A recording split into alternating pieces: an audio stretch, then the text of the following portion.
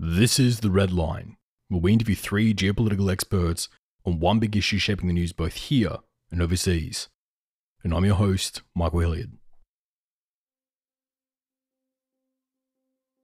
I want you to imagine you just won the mega jackpot in the lottery, and you'll take home $100 billion. And rather than buying a social media company, you decide to try and make the world a better place. You make the decision that you want to be the man who ends poverty in Africa. So you put out the call and you hire a team of Africa experts to meet you in your office and tell you where to spend the money. So you sit down at the table surrounded by all these experts. You open up your bank account with $100 billion and you ask, where should I be spending my money? And that's where the problems start, because you can't just give everybody on the continent an equal share. That would be around $80 each and it'd be gone within a few weeks. Not a particularly good use of your money. So obviously the whole continent, too difficult. So let's start simple. What about mosquito nets? They save millions of lives. Why don't we invest in those? And your first advisor turns to you and says, yeah, they do save millions of lives, but he also tells you that due to the desperate financial situations in some of these places, people are choosing to put the mosquito nets over their livestock rather than their families, as their entire family relies on the health of that livestock to be able to plow the crops. And the more mosquito nets you send in, the more that are going to end up over the top of livestock.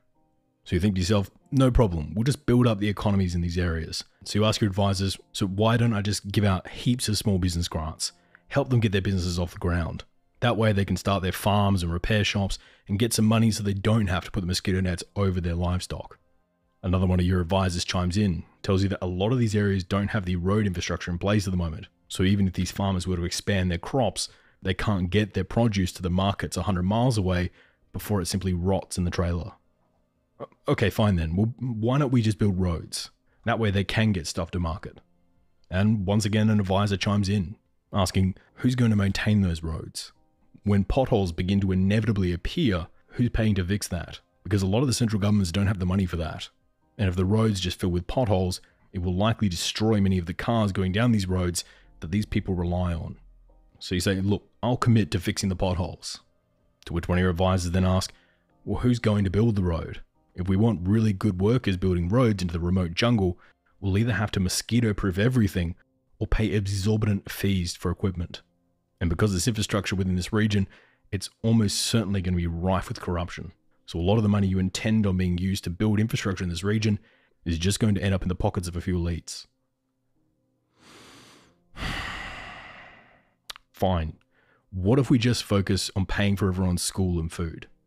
There can't be anything wrong with that, surely. Another advisor pops in. Well, for one, to get people and trainers out there, it's pretty tricky and often requires specialty training and specialty trainers. And two, for some of these countries, their school, hospitals, roads, and food is a big part of their annual budget. And if you offer to pay for that tomorrow, you've just freed up 30 to 40% of the national budget overnight, which, depending on how transparent the leadership is within the country, may just become a slush fund these leaders use to buy weapons and mansions that they'll likely turn on the population later on. So by you funding these schools, you may have just fueled the next war. Okay, let's think bigger then. What if I was to use the money to lobby foreign companies to move their manufacturing from China and into countries like Kenya or Ghana? Make Africa the next China. That way there's economies and there's infrastructure and people have jobs.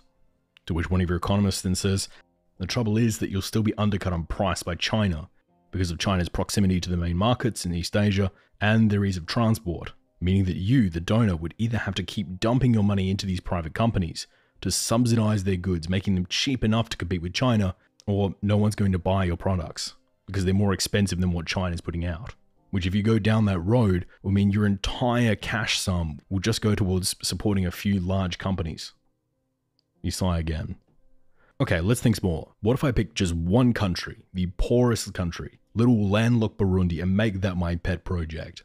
That way we can keep our eye on everything and we can run things and we have free reign. We have $100 billion, which is a huge amount of money for Burundi. Surely that amount of money in that concentrated a space, we can really make some difference. And right on cue, your advisor chimes back in. Well, yes, this sudden cash injection will make everyone richer, but it's also likely to cause massive inflation throughout the country. And with everyone all of a sudden having more money, the people that sell the basic goods are almost certainly going to jack up the price. Which doesn't matter because the people have money and are willing to pay for it. And in the short term, the country temporarily raises its standard of living as the consumers have more money to spend and the shops are earning record profits. But after receiving the news of wages jumping so high and record profits throughout the country, workers from neighbouring states are almost certainly going to start pouring in, knowing they can sell hamburgers in their home country for $1 a day, or they can move to the new prosperous Burundi and sell them for $5 a day. Now there's a huge influx of people into Burundi, and because Burundi's economy is not developed enough to handle this, will almost certainly cause shortages of food, housing, and other goods. And with so many people competing for these items, it'll push the landowners and shopkeepers to raise their prices even higher. But this cash injection you put into the area was temporary, and the money will begin to dry up. In fact, the money will be drying up quicker and quicker as the business owners raise the prices. And very soon, the majority of the population can't afford to buy things. The rich business owners who've been price gouging this entire time can still afford food, but the rest can't. So your concentration of wealth in Burundi, all it's done is bring in a bunch of extra people and increase inequality within the country. Okay, so it's not going to work in one country. What about if I build up the whole region, make everyone better off? To which your advisor then chimes in, well, in that case, $100 billion is just a drop in the bucket. Come back when you have more. How can it be this hard? Even when you throw all the money you can at it, it still doesn't solve any of these problems. You either need to solve everything at once, or it becomes really difficult. But surely there's some way to actually do this. And that's what we'll be looking at today. Looking at how foreign aid, or FDI, or private investment, or even state backing, international banks, or even the IMF, who actually has the capacity to end poverty within Africa? Surely one or a combination of these guys does. Well, to take us through foreign aid, its impact, and the difficulties of getting it onto the ground, we turn to our first guest. Part 1. So much money, but not enough sense to make change. The richest world gives about $120, $140 billion in aid to developing countries each year, and that's used for a whole range of different things. It's used for schools and hospitals, it's used for roads, it's used for airports, it's used for some really terrible things and some really amazing things, but a lot of it makes a huge difference and saves a lot of lives. Max Lawson is the head of inequality policy for Oxfam International. He was also previously the head of policy and campaigns at Oxfam Great Britain and has helped author some of Oxfam's most high-profile papers. He's also worked for Oxfam as a governance advisor for many years, implementing policy in 25 countries, covering budgets, governance, and public spending. And we're thrilled to have him on the program today. I think I'd probably divide it in two. So you have kind of humanitarian aid, which goes to the conflict-affected, very fragile states. Often doesn't go to the government. It would go to, let's say, agencies like Oxfam to provide clean water in South Sudan. And that's often the kind of picture people have in their head of foreign aid. You know, it's kind of a humanitarian endeavour, and that's a really important part. But it's not the biggest proportion. The biggest proportion of aid is more longer-term development for things like infrastructure, for building schools, for building clinics. And I'd say the most aid-dependent countries are, these days, broadly in Africa. I think if you broaden out the description of aid to include South-South cooperation, like money from China and India, then you'd see a broader group of countries. But the traditional definition of aid, which comes from the OECD, I'd say the majority of that now goes to Africa. And that's partly because that's where the majority of the poorest people now are. So if the objective of aid is to reduce poverty, then that's where you want to put it. Obviously today we're looking at some of the difficulties around foreign aid, one of which is prioritization. As an example, let's take a look at Burundi. See, if you give Burundi mosquito nets, that saves lives, but it doesn't boost the economy. If you give them money for a road, well, there's no economy there, and the workers there are going to get attacked by mosquitoes. And if you build up their economy, well, they have no road to be able to get that to market. Is there a way to actually solve this bit by bit, or does it require a much wider approach? Speaking personally, I mean, I've lived in lots of different countries in Africa, and there's many progressives who are really, really against aid, and they just see it as a kind of colonial instrument used to perpetuate the interests of rich countries. I think that's very much true, and it's often their glory projects, their white elephants, their companies, and it's their priorities rather than the priorities of the countries themselves. But I think you can tar the whole of aid with that brush really easily, and I am a big fan of foreign aid that works in the right directions and the right priorities. And the most important thing to do is to work out what a government wants to do and connect with them and support them in doing that. And all too often, it really is just the glory projects of particular donors. But when it's given properly and given long term in support of government plans, then aid can make a really massive difference to people's lives. Obviously, one of the big criticisms when it comes to talking about foreign aid is about the fact that, yes, it does go to feeding kids and doing good in the country, but by organisations paying to feed those kids, the government no longer needs to, freeing up government funds for them to spend on guns or mansions, etc., etc. Is there a way of giving foreign aid without this problem occurring? I think in humanitarian situations, it's incredibly difficult. And I think anyone who says it isn't is lying to you, because you have a humanitarian imperative, which is to keep people alive. And that kind of gives a certain simplicity to the need to get in there fast, get food to people, get clean water is what Oxfam specialises in. I remember going to South Sudan, to a big, massive refugee camp there some years back, and seeing firsthand, the clean water that we provide. And in some ways, it's so simple. It's so easy that we can do that, and it keeps a lot of people alive and stops a lot of kids getting sick.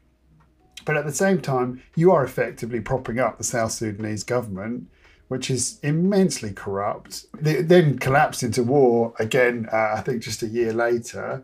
And it is really, really difficult because, as a humanitarian organisation, your primary job is to keep people alive, but equally you do end up in situations where you are effectively providing the public services that a government really should be. And particularly governments like the South Sudanese, who have significant revenues now from oil. It's not like they can entirely plead poverty. I think there are other governments, I'd say, for instance, the government in Malawi, which is far from perfect, but they don't have a massive source of extractive revenue. They don't have another source of growth or money. They need the help. But yes, it is a problem. I'd say it's less of a problem with these longer term development endeavours.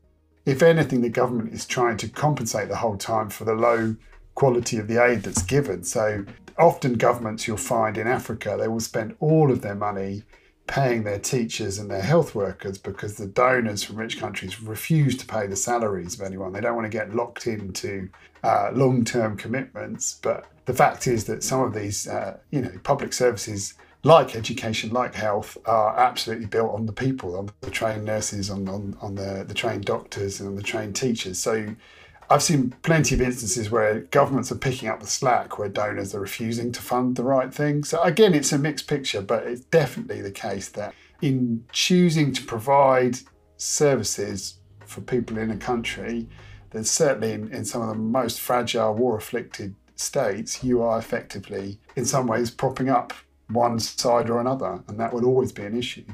Organisations like Oxfam have had lots of successes over the years, but there also are some projects that haven't really gone as well. Can you take us through some of the projects that didn't work out and what lessons we might be able to take from them for future endeavours? I can give an example from my own experience. I used to live at a teacher training college in Malawi, and I wouldn't say this was an example of going terrible wrong, but it's just an idea of how donors have a different perspective of what's viable and what isn't. So the Canadians built a bunch of houses for teachers. You had other donors that were providing some materials for classrooms. We were training teachers. So you had different donors providing different bits of the puzzle. And they used to meet on a regular basis and at least talk to each other. But these teacher training colleges had been closed for 8 months. And we as Oxfam were part of a campaign to kind of get them reopened, because the country at that time, because of HIV, was losing about 4 or 5 teachers a week were dying. And this is a country that desperately needs more teachers. You've got kids in classrooms, or not in classrooms, kids sitting under trees with a teacher, and you've got classes of 100, 150 kids. So teachers are like gold dust, and yet these colleges have been closed for 8 months. And each donor blamed the other donor, and then we had to dig into why it was they were closed. And it was such a simple reason. Basically, the hostels, because they were boarding colleges, people would come from all over the country to learn how to be a teacher, and they stayed on site. And the hostels had become so dilapidated, and all they needed was a lick of paint and some new mattresses, and then they could reopen the college. So you had teacher trainers sitting idle, being paid, unable to train. You had thousands of potential students up and down the country ready to be trained. And all it needed was one donor to say, I'll pay for some paint and some mattresses. And that didn't quite fit in their framework or their agreement. So we went to the newspapers in the end and we made a massive song and dance about it with the teachers union. And finally the Germans came forward and said, we'll buy your mattresses. And then the teacher training colleges could open. But it's farcical stories like that you hear all the time, where donors just refuse to cooperate, or there'll be one small thing that stops things happening. And that's immensely frustrating to see, as you can imagine. There are two schools of thought when it comes to foreign aid, that some will suggest keeping things small and manageable and focus on building up one particular region with attainable goals and clear-cut results. But others will suggest that these are much wider scale problems, that you have to fix the problems in Kenya, the DRC, Tanzania, Rwanda, Uganda, before you could actually look at solving the problems in Burundi, that things should be tackled as a region-wide effort. Where do you sit on that particular debate? In my experience, regional-wide initiatives tend to stumble because there is so much rivalry between countries. You know, I suppose the most famous example of that is the Cahora Bassa Dam in Mozambique, which I visited at one point, and it's an absolutely enormous dam built by the Portuguese just before independence and the huge fight to kick the Portuguese out by Frelimo. And it produces immense amounts of power, way more electricity than Mozambique needs. And the whole idea was to have a regional, because it's an enormous gorge, basically, on the Zambezi. So that's where you need to have your dam. Makes total sense. Produces immense amounts of power. And the idea was that electricity would be exported to Zimbabwe and to South Africa. But I think a lot of these regional plans that often come from the World Bank are so naive about politics, you know, because at the time, the really left-wing government of Frelimo was not going to export electricity to the white supremacists in South Africa, and neither were the white supremacists in South Africa going to be reliant on keeping the lights on with Mozambique. So, you know, I think it's a good example of how a regional initiative only really works when you know that all of those governments are going to work together. So I think national endeavours are probably more productive, and the national level is a good place to invest your money. And I think the best way to do it is through what they call budget support. So you would say to the government of Kenya, to take your example, you know, we will give you aid money, the equivalent of 10% of your budget. In return for that, we want to know that you're prioritising getting every child in school, or ensuring that everyone's immunised, or cracking down on corruption. So you wouldn't give it without any strings attached, but you would give it in a flexible way to the budget as a whole. And I think in our experience, and a lot of the evidence and the data and the research shows, that's when aid really starts to make a big difference.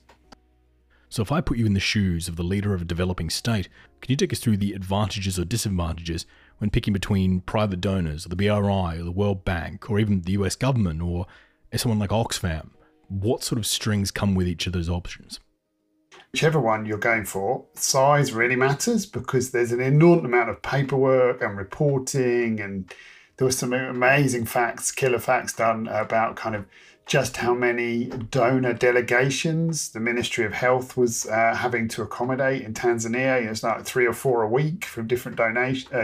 So, I mean, the first thing you want to do is find out who's going to give you a massive pile of money, because that's where you want to put your energies, because so much of this is about scrappy little bits of cash, you know, $100,000 here, $1 million here, which for the amount of effort and time, if you think these are governments that are very poorly staffed with very low resources. So I think that's the first thing, which is why the multilateral agencies, the World Bank, the Global Fund, they're very important, because they do have the big bucks. You know, what that means is for HIV funding in a country like Kenya, you only have to fill in 2 grant applications, and they're enormous, and they will pay for HIV medicines for every single person in Kenya that needs them, and keeps many, many, many people alive. That would be a good example. At the other end of the spectrum, you might have an area of aid, let's say water and sanitation, where there are lots of NGOs and lots of very small actors. They'll say, I'll work in this region or this district or these 20 villages. And they probably do quite a good job with those 20 villages. But you can imagine trying to put together a patchwork of coverage of clean water with like 30 or 40 different actors. So in a sense, I'd say it doesn't really matter whether they're private, multilateral or government. What really matters is the size and the flexibility of the money they're giving. I think to talk about China and the BRI, I think I saw that firsthand when I lived in Kenya. There, I think it's about the flexibility and the ability to fund quickly and to build things quickly, because the Chinese are incredibly good at building stuff really quickly. And the infrastructure they built in Kenya just in the period that I was there was absolutely amazing in terms of how fast they did it and what they built, including a brand new railway all the way from Nairobi to the sea. That railway, the original railway, dated back to colonial times and was built by the British. And they built it in the space of like 3 or 4 years. So the Chinese are very, very good at infrastructure. What they're not very good at is accountability. Much of the money is in the form of loans. So Kenya had to take on a lot of loans from China in order to pay for that railway.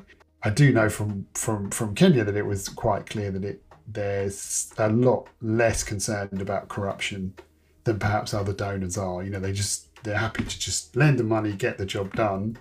But there are definitely hidden costs in terms of corruption and lack of accountability and money going missing. So yeah, so that would be a bit of an overview of the key players. So if you're an African government and you want to build a road, first place you'll go is China. If you're an African government and you want support for your budget to make sure that you can pay teachers and keep schools running, then you'd probably go to the World Bank. You'd probably have a longer term development aid. And for the US, again, the US is a big, big donor. So when they give money, they tend to give quite substantial amounts of money. So, they're a popular donor for that reason, but they tend to be a lot more complicated. And what makes the US more complicated to work with than others? Because you're working with about 17 or 18 different bits of the US government who all don't talk to each other. There's not one big aid agency. You don't go to the US government PLC and say, can I apply for some money? You're actually doing multiple different actors, and that makes it a lot more complicated. And they tend to have a lot more strings attached as well compared to the Chinese. I mean, it is true to say with China, you're also dealing with lots of different actors. When people talk about the BRI and aid from China, you're talking about lots of private actors from China, public actors from China where you're not sure whether they're public or private, a bit of a mixture, kind of state-owned banks and firms. So that's also complicated, but they just move a lot quicker. So particularly with infrastructure, I mean, you could say they build to a lower quality, or you could say they build to a more appropriate quality. I mean, I could give you a good example of, there was a highway that was being built just near our house in Nairobi, and it was being built most of the time we were there, and half of the highway was being built by the Japanese, and then the rest of the highway was being built by the Chinese. Now, you talk to any of the taxi drivers or anyone in Nairobi, they were saying they really appreciate the quality workmanship of the Japanese, which had much better storm drains, and it was just clearly a higher spec. But when we left, it still wasn't finished, and the Chinese one had already been finished for 1.5 years, and people were already driving on it. So take from that what you will. I mean, basically the richer donors, the Japanese, the Europeans, the Americans, they tend to build things more expensively to a kind of specification they would expect at home with their own contractors. And China does it a lot more quickly, perhaps because they themselves are a developing country and they know what to do and they know how to get it done. A phrase you hear a lot in policy circles is that foreign aid is just buying other countries' foreign policy. That countries give aid in hopes of other countries acting in a more beneficial way toward the donor. What would you say to that? It was very true in the Cold War, absolutely. And it was all about which side you were on, particularly in Africa. So you take a country like Tanzania, they had in fact, they were a non-aligned country, so they had a strong relationship even back in the 60s with China. But other countries like Ethiopia had a very strong relationship with Russia. They backed that side of the Cold War. Then you had other countries like the what was formerly known as Zaire, now known as the Democratic Republic of Congo, immensely corrupt, led by this absolutely crazy, colourful dictator Mobutu, who many people will remember. And they were heavily, heavily bankrolled by the World Bank, by the US government. So then it was really about which side you were on. That kind of came to an end at the end of the Cold War. And You saw overall aid levels fall because ultimately, there was less interest in giving foreign aid because rich countries were less interested in their foreign policy objectives. And then I think what you've seen in the 2000s is that pick up again because of the role of China in particular. So China making enormous investments all over the world. Depends what you mean by foreign policy. So I often give the example of the Swedish, the Norwegians, the Danish, they're some of the best aid donors in the world. They're the most generous in the world per capita. And they give amazing amounts of aid to wonderful things all over the world. And as a result, they have a wonderful reputation all over Africa. And they would say, if you talk to them, that for them that was a foreign policy objective because they don't really have an army, they don't have a kind of military presence. They wanted to have punch above their weight in the world, and to do that, they give a lot of money away. So I would say it's not necessarily doing good and having a kind of foreign policy objective are not necessarily contradictory, and you can end up with win-win situations. But I think you've definitely got a situation now where, what happened, I think, is the rich donors got used to kind of a situation in the 90s and 2000s where they were the kind of only game in town, and then suddenly the Chinese arrived with loads of money, and they all were kind of caught napping in a way, and realised that suddenly these countries that they felt they had a lot of control over had somewhere else to go for resources, somewhere else to go for investment.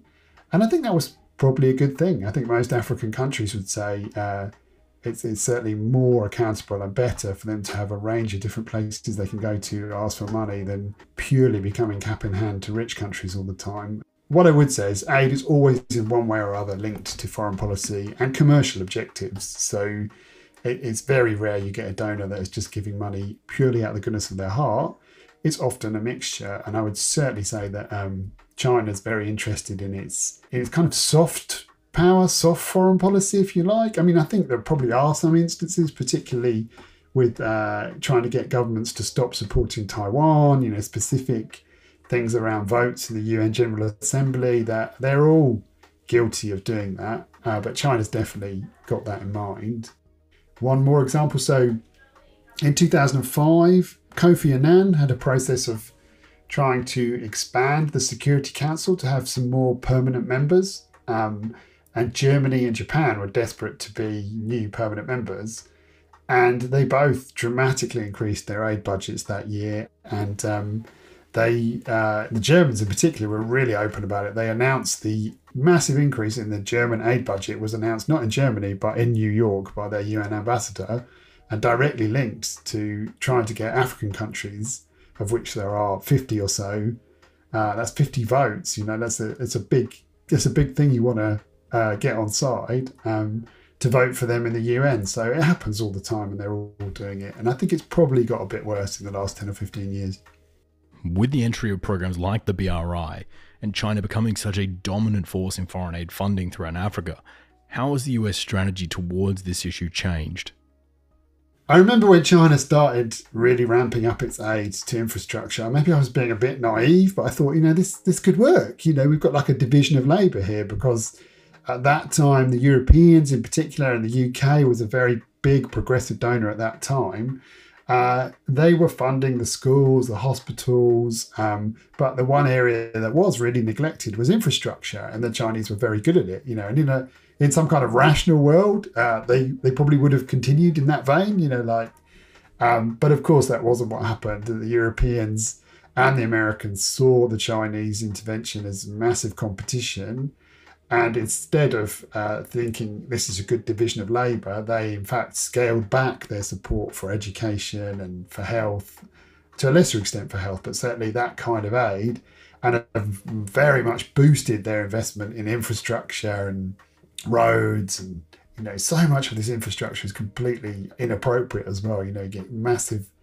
There's a new highway that's been built in the middle of Nairobi, which is entirely on stilts, like it's a highway in the sky, and it goes directly from the richest part of the city to the airport. For instance, this is the city full of immense slums that have no tarred roads. So infrastructure in particular is really susceptible to having massive projects that suit the president and what he thinks would be good for him and his friends. And that happens all over the place. So it's a real shame that the quality of aid, if you like, has gone down considerably because everyone is competing now to kind of win those infrastructure contracts for their firms and for their contractors. And I think the US is as guilty of that as anyone else. I think not particularly more guilty than the Italians or the British, but certainly it's a big problem.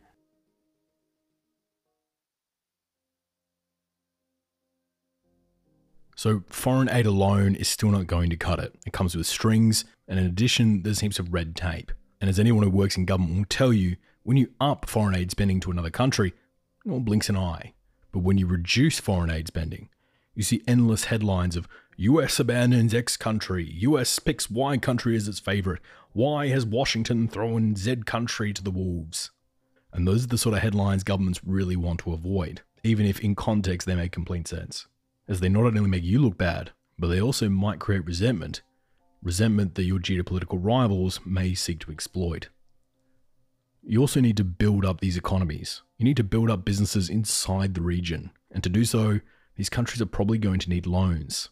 So let's head to the banks. These huge global banks who can lend the billions that these countries need to start up entire industries that catapult their economies forward. After all, look at Thailand, who took out loans to start up and specialize in building computer hard drives. And now they're global leaders. So the theory goes that with some good targeted loans, these African states could do similar things. But would it actually work? Are loans from these intergovernmental institutions the magic bullet? Well, to answer that, we turn to our second guest. Part 2. Purchasing Policy.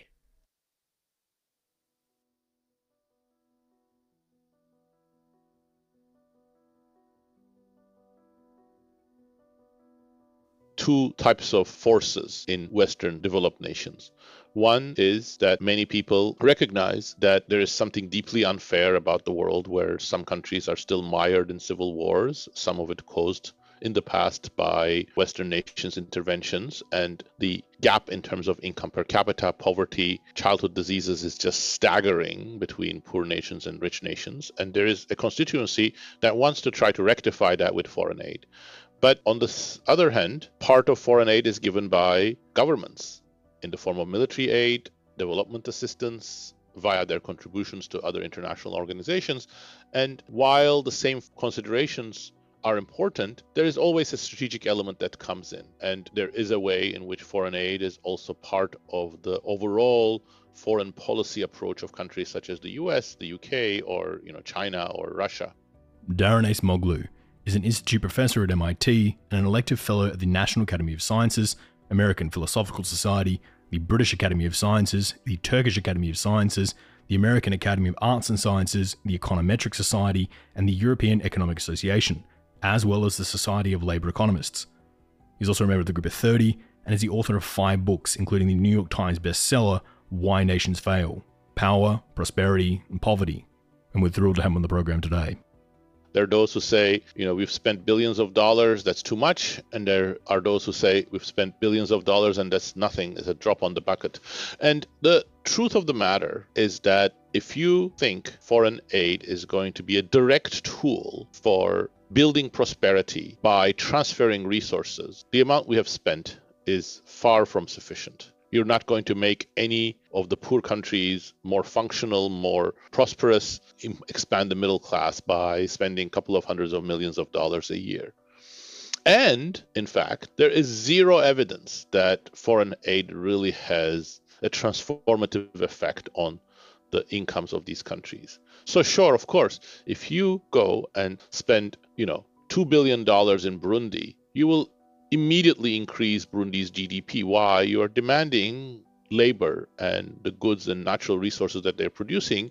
So you're creating a demand effect, and that's going to create a temporary blip. But all the evidence we have from many aid experiments and other data is that that's not going to last unless those kinds of investments transform the human capital, so education, skills of the workforce, the quality of the machinery, technology, and most importantly, the institutions of these countries is not going to have a transformative effect. And a lot of things are stacked against having that sort of institutional and deep technological impact, because it's a bunch of foreigners who are coming and spending money, handing it to who they know, their allies, whoever is more vocal about getting the money, and often that gets mired in corruption. It doesn't get allocated the right way. It circumvents other mechanisms, social mechanisms that exist in these countries for building cohesion, communication, and so on and so forth. You can see that very clearly in the Afghan case. Billions of dollars were spent in Afghanistan as well over the course of U.S. occupation, and it has not really brought economic development, and it has not really stopped the rise of Taliban, as we saw, unfortunately, a year ago. It's very difficult to think that you're going to have the sort of transformative effects just pouring money. But that doesn't mean that foreign aid is useless. You can use it for specific purposes, for example, for building expertise.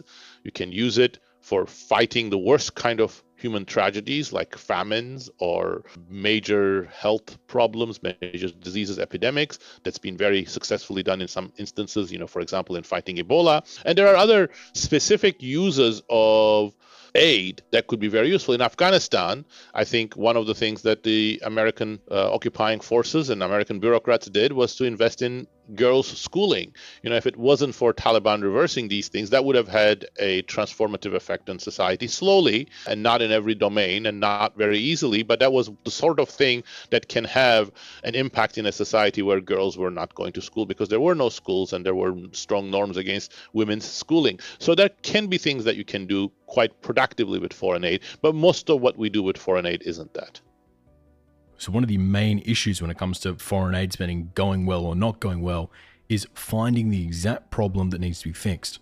As an example, and to explain what I mean, using foreign aid money to build huge plantations of corn and vegetables in Burundi sounds really nice, but as history demonstrates, isn't great when you put it into practice. As having all of these vegetables is really nice, but when you don't have the road to get those vegetables to the market, they all just end up going rotten before they're sold anyway. So where your book suggests the best bang for buck spending is by building up the country's institutions, the government, the infrastructure, the schools, etc., etc. So can you take us through this concept and why institutions are, in your view, the most important thing to build up? Well, I think everything goes back to institutions. At the end, we are talking of a complex economic system in which we have to allocate, even in the simplest economy, we have to allocate thousands of goods across millions of people, build supply chains, transport systems, production facilities of very different sorts, hire workers. All of these very involved economic transactions require both incentives and trust. And even more importantly, if they're going to work halfway efficiently, they require opportunities so that people can allocate their talent according to the laws of comparative advantage or what they want or what they feel is their calling. And all of these need to be based on some sort of institutional structure. Quite importantly, that institutional structure needs to allow some sort of market process to work. It needs to increase trust. It needs to limit what powerful actors, politicians, monopolies, the very wealthy and rich elites can do. It needs to provide some sort of education and level playing field for the less advantaged citizens in a country. So all of these things are institutional. If you don't build those institutions, you're not going to have the sort of durable economic growth that we know many countries have achieved in the past, and we know all countries are capable of achieving today. So that's the role of institutions. If you think about foreign aid, most foreign aid will not help that type of institution building. And that's part of the criticism that I was bringing, that's futile to say, oh, we're going to get Burundi or Chad or Ghana to develop thanks to foreign aid. Yes, some of these countries have managed to develop. Look at Ghana, but it hasn't happened thanks to foreign aid. It has happened via a slow process of their institutions improving over decades. Well, money can come from heaps of places. It can be given by foreign aid or as a loan or through organizations like the World Bank or the IMF, or even come from China and its BRI projects.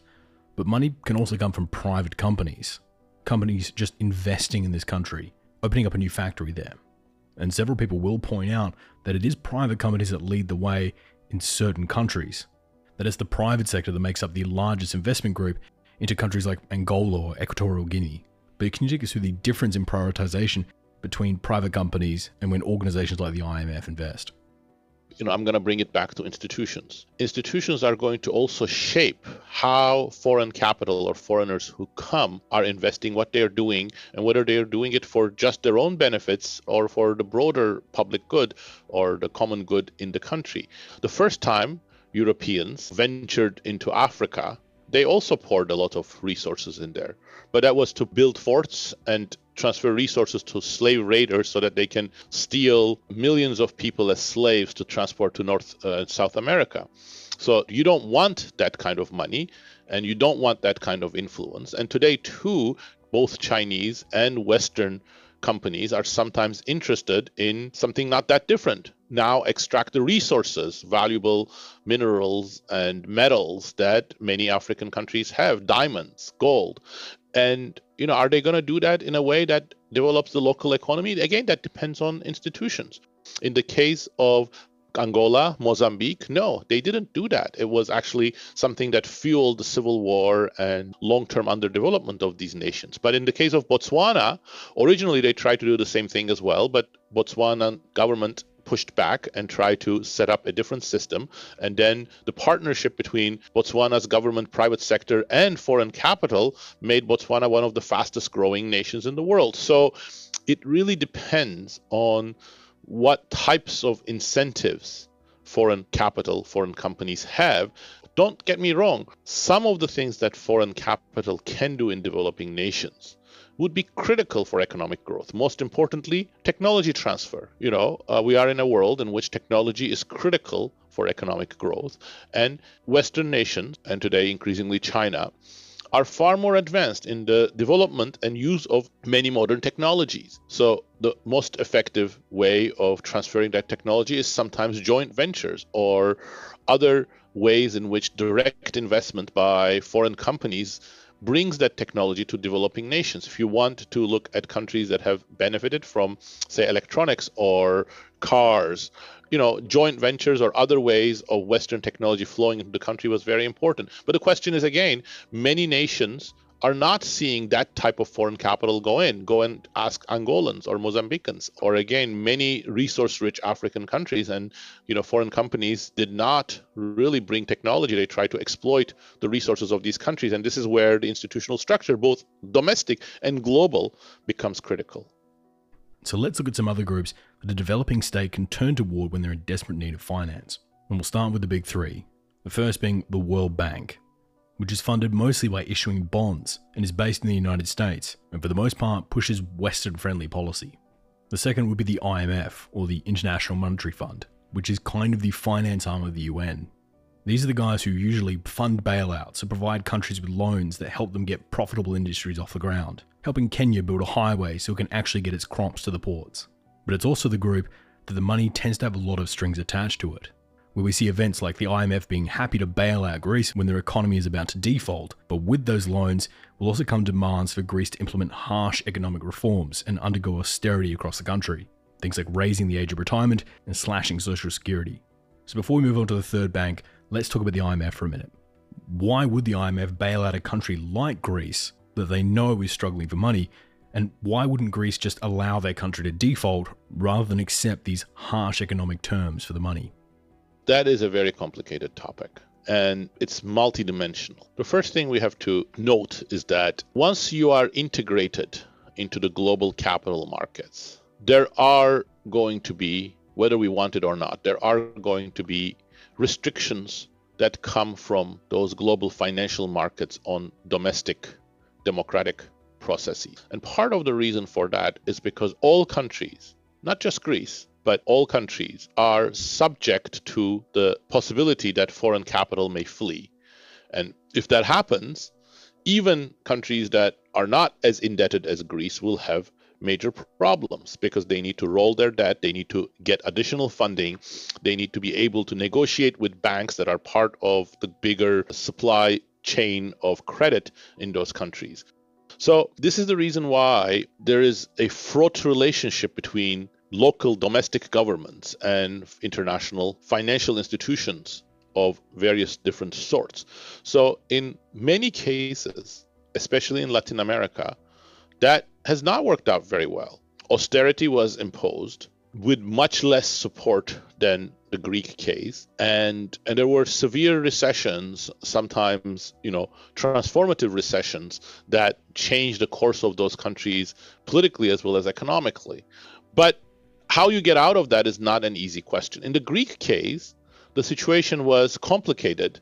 First of all, Greece got much better terms than many Latin American countries, but still not good enough. So that forced the austerity. But it's not that Greece was luckier and international institutions were sort of less tough on Greece, may or may not have been.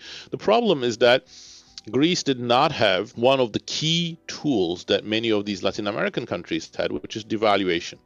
They were part of the euro, and default would have probably meant collapse of the euro because banks would have collapsed without the credit lines that they had from foreign creditors, and they wouldn't have the liquidity, and that would have ultimately left Greece without the ability to use the euro, and in even a deeper recession than any Latin American country has experienced. And I think it was that combination. Now, look at it from the point of view of the Greek consumers or Greek workers. It was a very, very raw deal. There was a way in which the Greek economy could have weathered the storm with less damage, not zero damage, but less damage on the Greek workers, and that would have involved more transfers from creditors and international institutions, in particular debt write-offs and debt restructuring.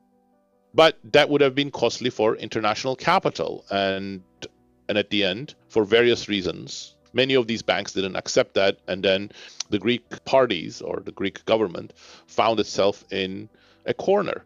Referendum wanted to say no to the terms, but then they also felt, and probably not wrongly, that if they had gone ahead and implemented what the referendum asked them to do, that would have been Armageddon for the Greek economy, at least in the short run.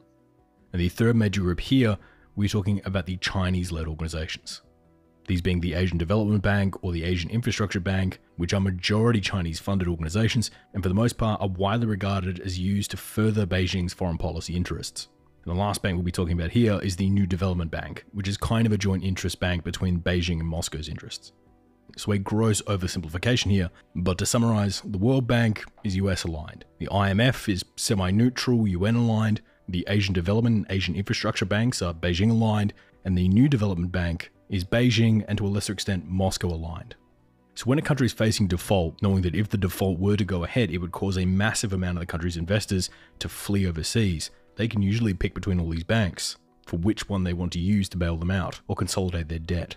So what makes a country like Sri Lanka pick the Asian Development Bank over, let's say, the US-led World Bank? We are talking of the ecosystem that's created by international financial institutions. So the ability of these countries to do that sort of shopping is not available. So again, actually the IMF played a very different role, a much more benign role in the Greek case than many past experiences with Turkey, Latin America, some Southern European countries in the past, where IMF was the enforcer of the orthodoxy of market discipline, and that was the terms that countries couldn't reject. It was imposed on the IMF because they had no other choice. If the IMF did not approve what they were trying to do, then the other international banks individually wouldn't lend to them. So that's the sense in which the shopping would not have been possible because the IMF was the gatekeeper. And in some sense, that brings the bigger issue here. We live in a globalized world. It is natural that we need global institutions. So if I say, earlier on I talked about the role of domestic institutions dealing with a country's elites or foreign capital that comes into a country. But in a globalized world, it's not enough to have domestic institutions. You need global institutions. And we don't have anything that can compare to a country's courts, regulatory system, and government. At the international level, we don't have supranational institutions. Whatever supranational bodies we have, such as the UN, World Bank, so on, they're not that powerful. But in the financial sphere, the IMF plays a very important role. And the tragedy is, however, that the IMF is viewed, and the truth is not that different from this view, as enforcing the benefits of American and Western banks or the US government's long-term policy sort of priorities. So it's not really playing the role of a sort of a neutral institutional structure. So I understand why these banks would lend money out, even at below the market interest rate. If someone like the IMF were to lend money out to build a port, and the construction of that port now means the local economy can export 10 times as much bauxite, well, job well done.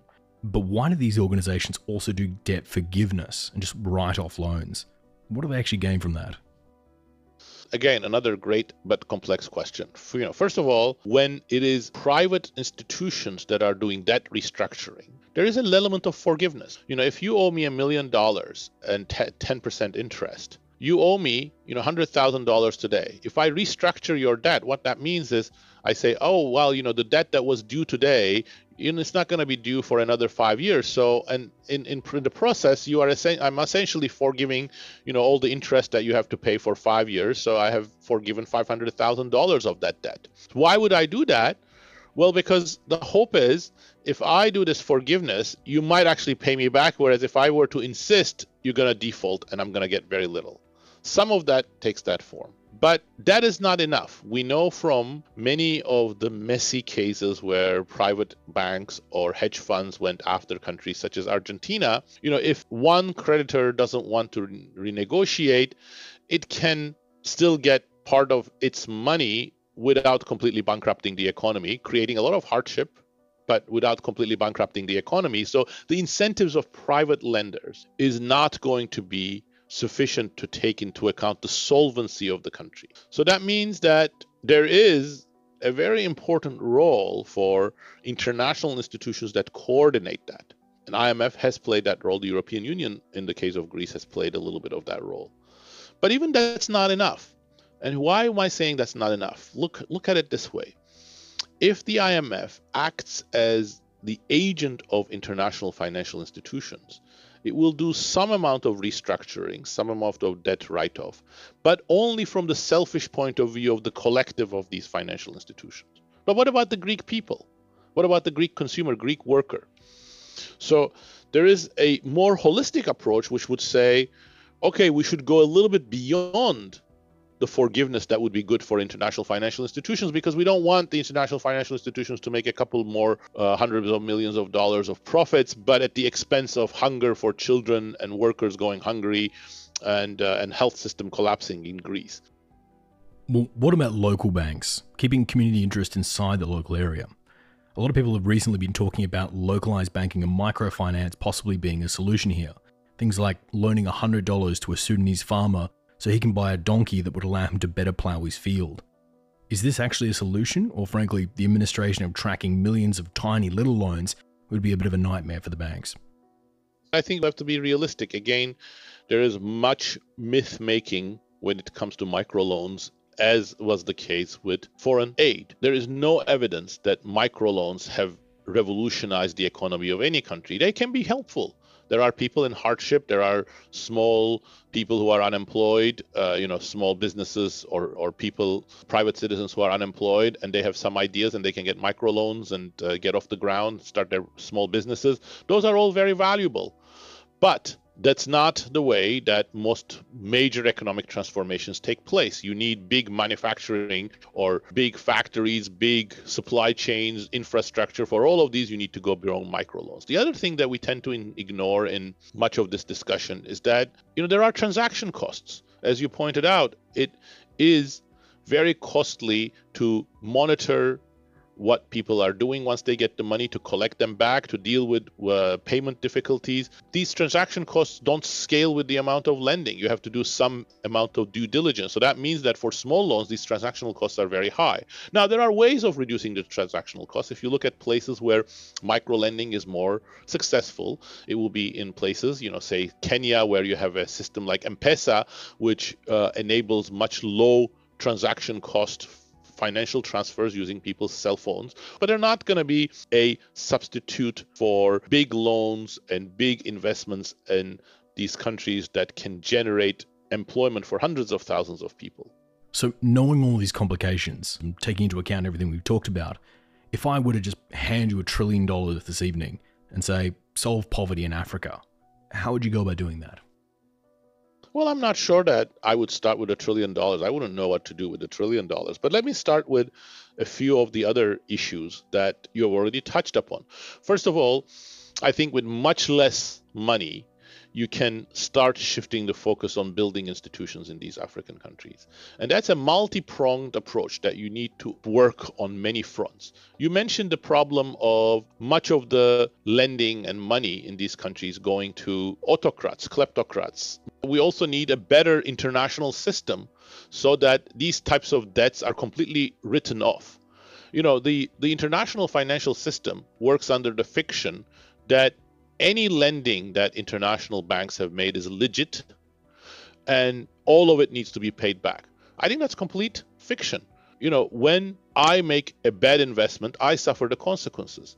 And internationally, we have to recognize that lending to kleptocrats who then use that money to buy arms and kill their population is not just ethically wrong, it's actually bad investment as well. And the banks that have made these investments should suffer the consequences. So we should have a debt write-off for not all the debt that developing countries have taken, but that was taken by non-representative governments and used for self-aggrandizing projects or kleptocratic practices or repressing their population. Then we need to also start with a clean slate in terms of technology transfers and exports. We still, in the Western world, we gave access to the WTO to China, which was so important to Chinese growth with a bunch of negative economic consequences over the last 20 years. But if you look at many of the poorest countries, they still don't have access to European or American markets in the goods in which they specialize, including agricultural goods. So I think that's a much more important thing than foreign aid or trillions of dollars that can be all at once poured in. But there is actually need for specific investments. And I think the most important investments that need to be made are in expertise. You need to build bureaucratic expertise. You need to train bureaucrats, judges, prosecutors, and you need to train them all both in sort of the science of whatever they're doing and also in ethical values. You know, institutions are critical. You need to have the institution to provide incentives, but you also need to create the type of understanding in these people that, you know, certain types of behaviors are going to be shunned and negatively valued and are not going to be accepted. So I think it needs a broad, holistic education for these types of general bureaucratic investments that are going to be important in this instance.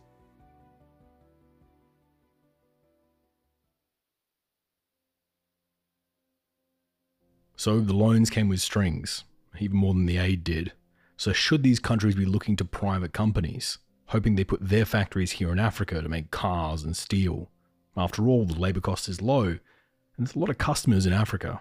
Should these nations be chasing the foreign direct investment of private companies? Surely that's the solution going forward. Well, to answer that, we turn to our final guest. Part 3. Subsidizing stagnation.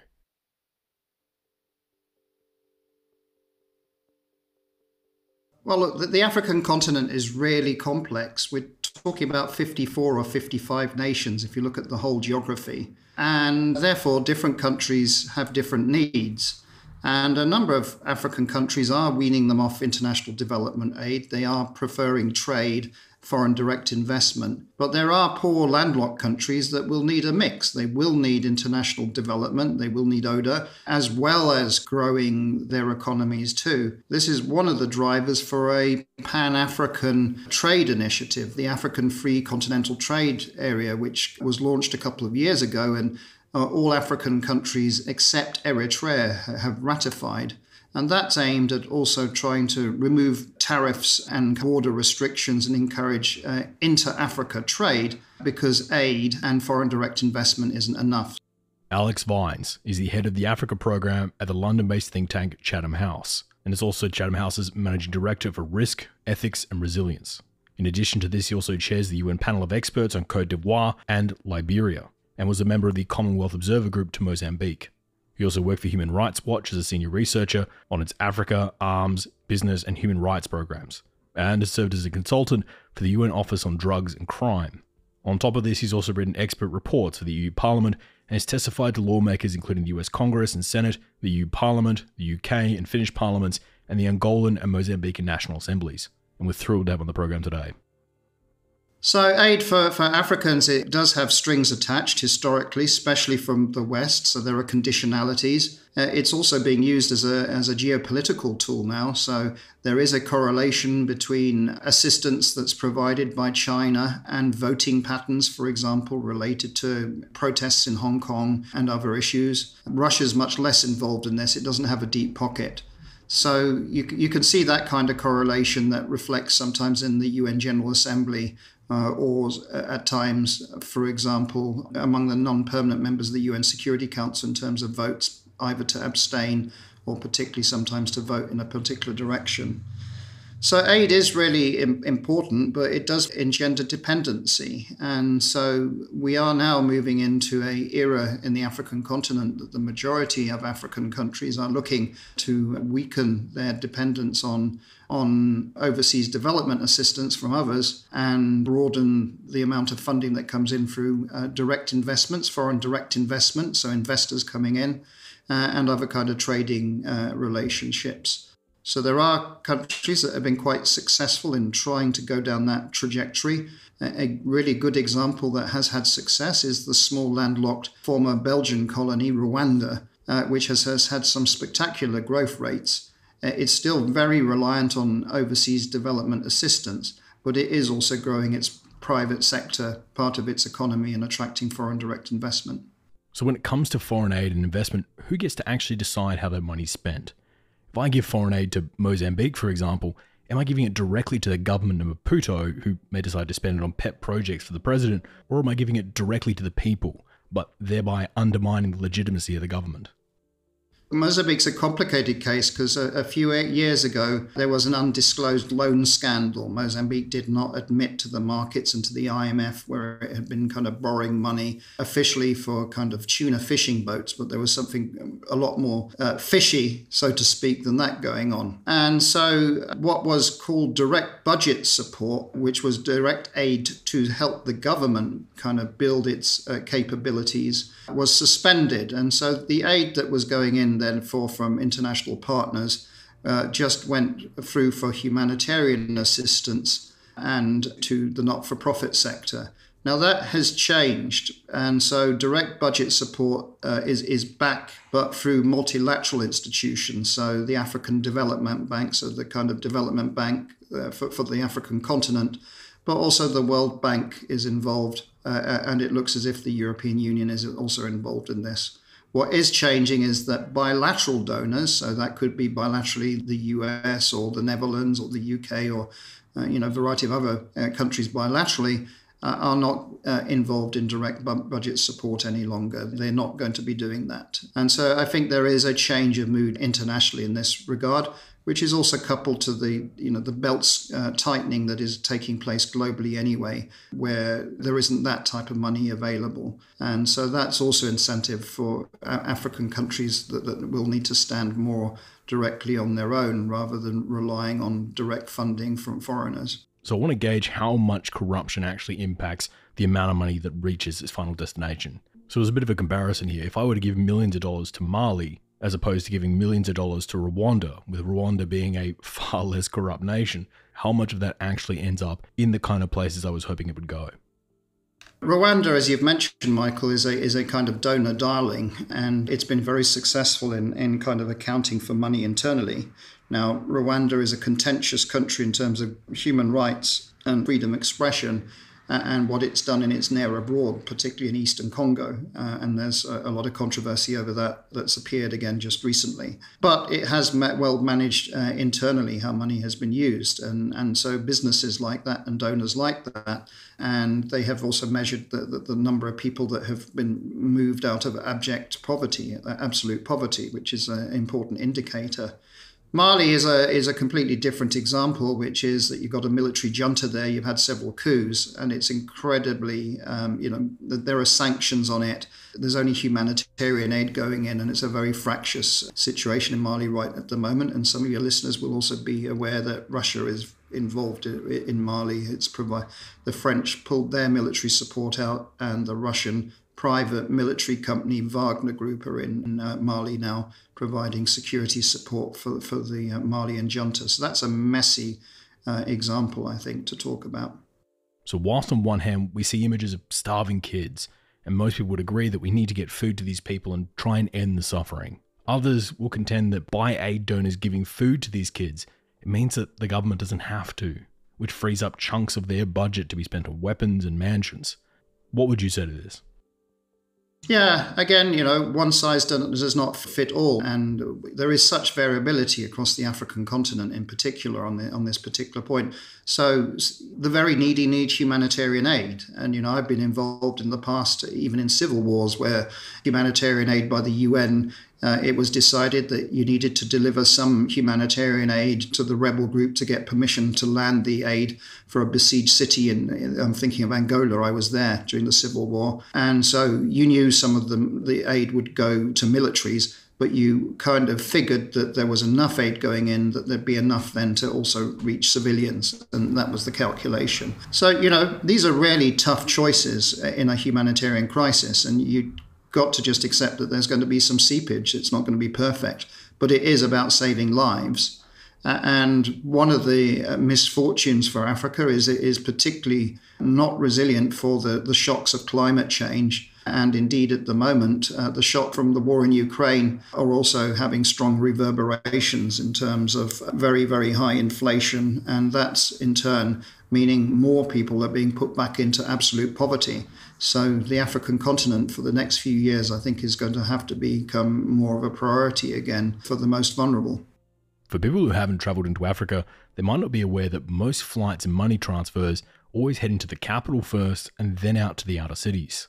As an example, if I wanted to fly into the east of Congo, I'd have to fly into Kinshasa, the capital in the west of the country, before then catching a domestic flight into the east of Congo. So with all of this funding and aid heading into the capital first, how much of it actually makes it out to the peripheries, the areas which most of the time is where the money's actually needed? You're absolutely right, Michael. The academics talk about this as core and periphery. And so the elites are based in the capital. And what we've certainly seen in the Sahel is you've got kind of political economies built around the capital and kind of military training and support and at times Praetorian guards protecting elites that the population don't particularly respect. And then tied to that is the humanitarian issue of how do you get aid out into the provinces. So again, some countries, this has worked better than others, and that's a nature of the politics and the negotiation that's taking place. When people think of foreign aid, they envision smiling Americans handing bags of rice out to starving kids, all out of the goodness of Uncle Sam's heart. In reality, though, most foreign aid is only ever given out for the good of the donor, or for the private companies based in the donor country. As an example, a few years ago, Australia's largest foreign aid recipient was Australia. And what I mean by this was, yes, we were building highways in Indonesia, but not from the school to the well. We were building bypass highways from the Australian-owned mine site to the Australian-owned port, so our trucks full of raw materials could bypass transiting through the local community. How common an occurrence is this sort of foreign aid? So for many years, infrastructural development through aid was seen by the West as not something that you should be doing. And so this is where the Chinese, well, the original prototype was actually the Japanese, continued to do this and quite effectively in certain places. And then the Chinese really built this up through originally their kind of Forum for Africa-China Cooperation, FOCAC, which I believe was a prototype for the Belt and Road Initiative. And the Chinese then have got everybody re-looking at infrastructure, given the infrastructure deficits in Africa. So a number of these initiatives, and it's really interesting that China really was catalytic in getting everybody else to refocus on this. But when we look at private companies to do some of these investments, what incentive does a company have to invest in someone like Burundi that even if they could get the minerals out of the ground, it's still landlocked and a very long way and requiring a very expensive amount of infrastructure spending to actually be able to get it to a port? What incentive would they have to invest? And that is a problem, that a lot of the focus is about what is the return. And Western investments now into the African continent are much less paternalistic, moving away from humanitarianism. So there is a strong private sector strategic aspect to it. I mean, It's very striking on the fringes of the UN General Assembly. The United States hosted a meeting thinking through what are critical and strategic minerals in Africa and how to lock those in for the West. So we are back into something that has an echo with the Cold War of kind of geopolitical rivalry for not only minerals and energy, but also the supply chains. And so you're absolutely right. There are winners and losers in this. A landlocked country like Burundi might be interesting if it has a particular mineral or commodity that people want. If it doesn't, then it is a really impoverished landlocked country and it's in trouble. Obviously, these days for Africa, there are quite a lot of avenues for funding, whether it be the World Bank or the IMF or the Asian Development Bank.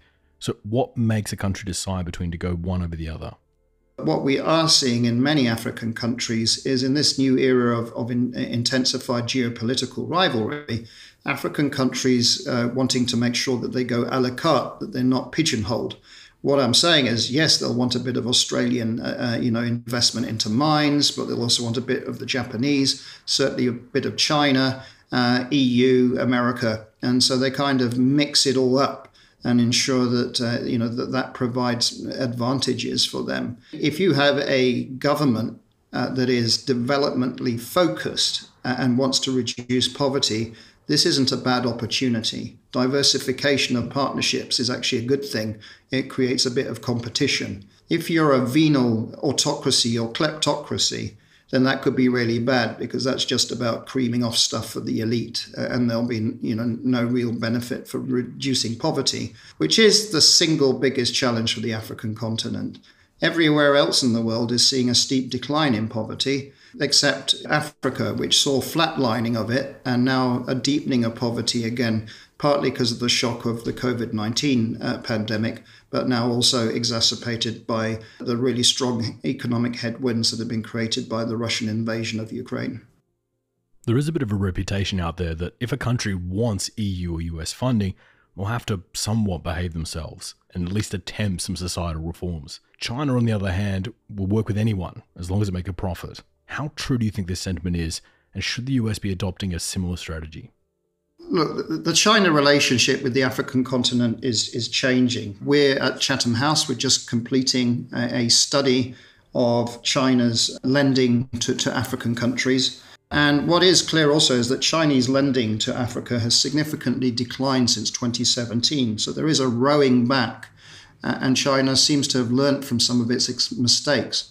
My own view is that China might unwittingly have fallen into its own debt trap in a couple of African countries that it had no intention of doing so, but it was just lending money without really thinking through what these were for, because it was responding to what African governments were asking it to do. And suddenly they find themselves in a hole that is then very difficult to dig themselves out. So a bit of naivety there rather than anything malicious. So it is complicated, but the new lending that China's doing now in Africa is actually about into better governed African countries, often in a competitive scenario. So we see this, for example, this year in 2022, the Chinese are lending to Senegal and Ivory Coast, Cote d'Ivoire, and sometimes the infrastructure deals that they've been bidding for, they succeed, sometimes they fail. But again, I think this is a really interesting development.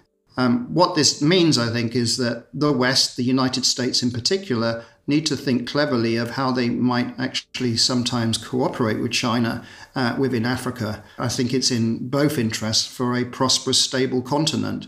That's not possible in the South China Sea, for sure, and in China's near abroad. But Africa is far away from China. It's far away from the United States. And so there, I think there could actually be some common understanding. So I want to get my head around some of the strategies that investors use between these countries in Africa. So let's say I come to you with $100 billion and say, let's fix poverty in Africa. How would you implement that money? And I want to use 3 different countries here to see how you tackle each problem. The first country we'll do is the DRC, or the Democratic Republic of Congo, a large country with lots of internal problems and very weak central governance. The second would be Burundi, a small and very poor country, but one who owes a lot of its woes to simply the terrible geographic hand it was dealt. And for third, let's do Kenya, who has good ports and decent government, but still needs a bit of work before it can get enough food on the plate for all of its populations. What strategies would you use to approach each of these?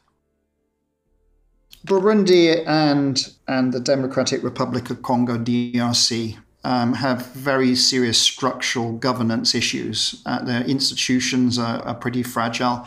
I mean, Democratic of Congo is really only united in name. It's so big as a country. And so that's a really tough one. But it is about trying, how do you encourage better governance, better institution building, better delivery, better effectiveness, have a government that actually in Kinshasa that has a pro-poor and developmental ambition rather than kind of elite preservation one, which is what it looks like. Burundi is a bit different because of its scale, but it has had an internal conflict. It's had some very rocky politics, has been regarded as a pariah state until recently. And so it is about kind of aligning better politics there.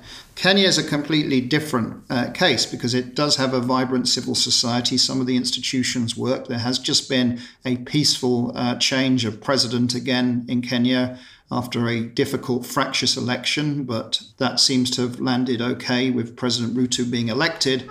And so there it is about technical support and how Kenya can kind of grow and diversify its economy and build up internal resilience to climate change and other things. The beauty of Kenya is it has a pool of better educated Kenyans. Its location is good.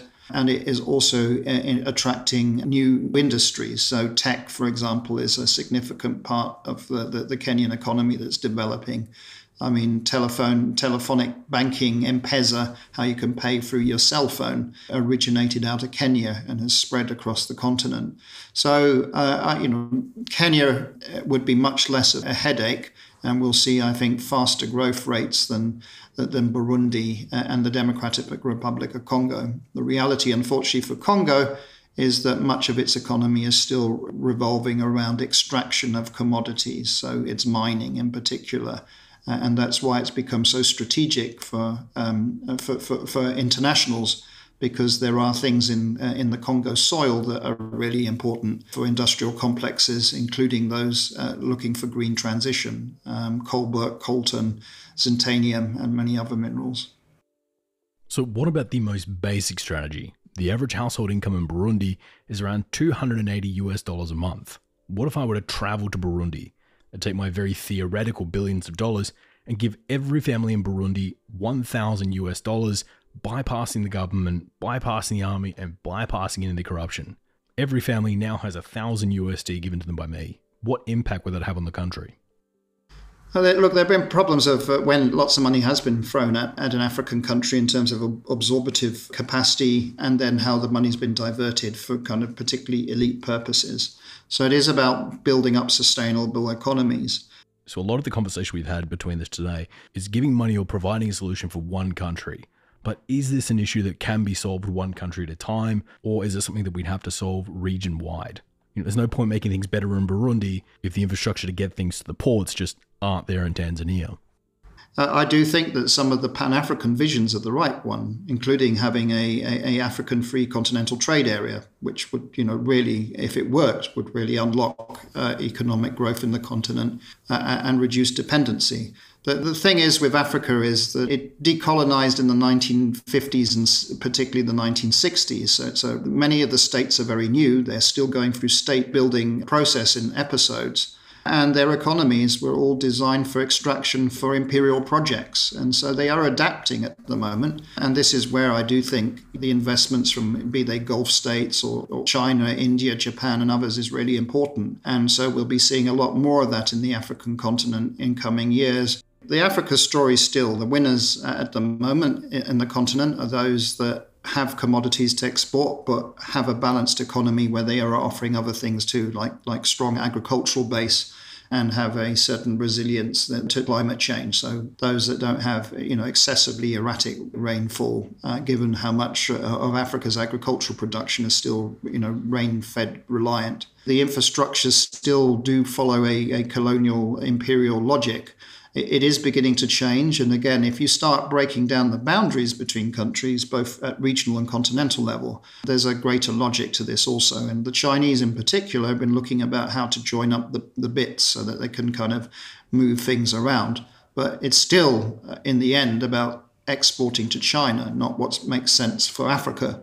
And this is where African governments, but also the continental body, African Union, is going to need to be a lot more strategic. What are, Pan-African strategic interests? What are regional interests? And what are national interests?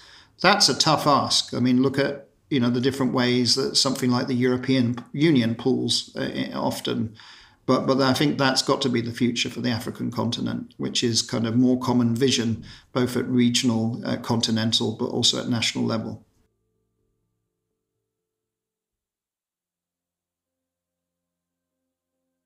Building an economy is a tough thing, but building a long-lasting economy is even tougher.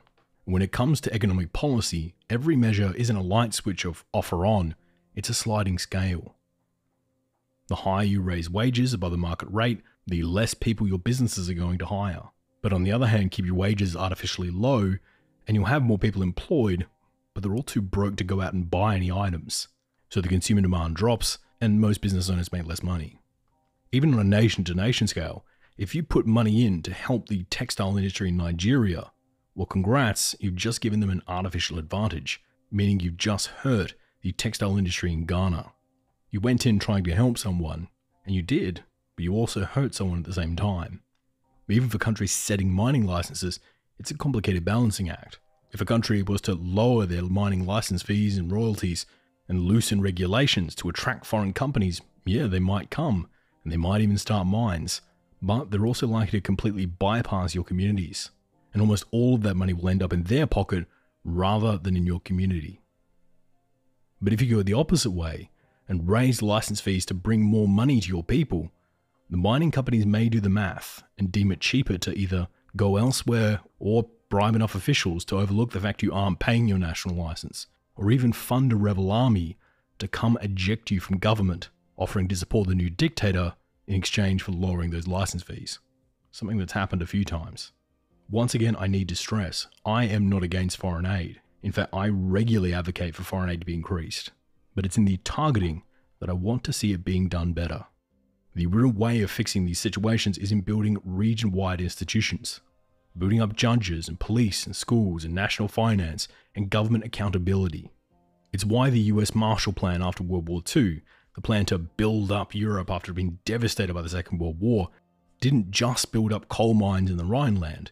It actually built up national institutions, gave technology, assistance and funding to all levels of government, and it's one of the main reasons these countries are as prosperous as they are today. But these are decade-long projects, and it took committed effort from the United States to do so.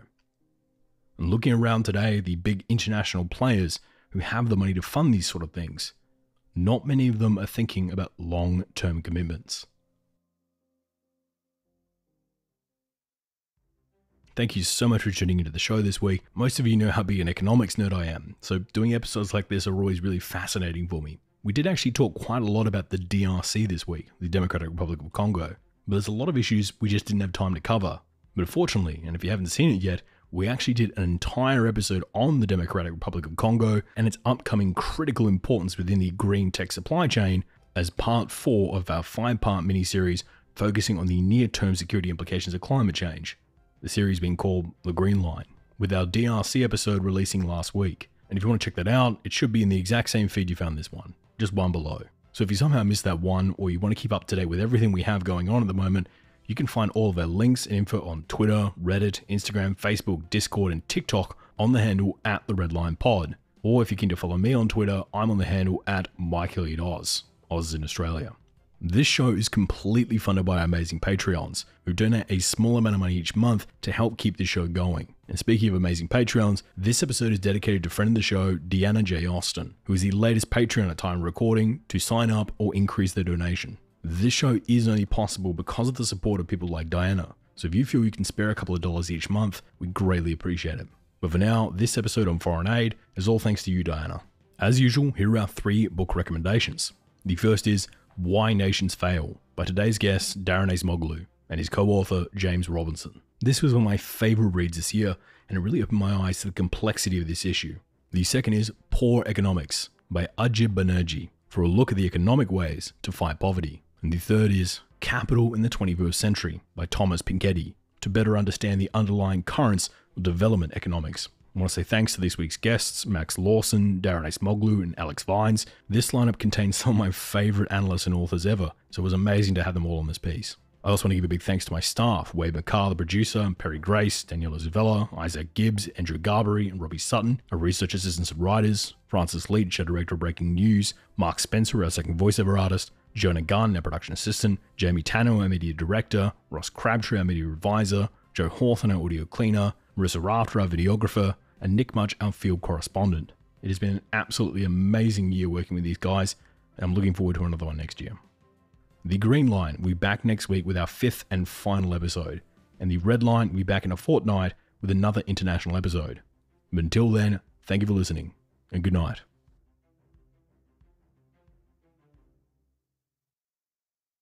The views and opinions expressed in this episode are solely those of Michael, our guests, and the Red Line podcast. They do not represent any government or organization and are solely our own. For more information, please visit theredlinepodcast.com.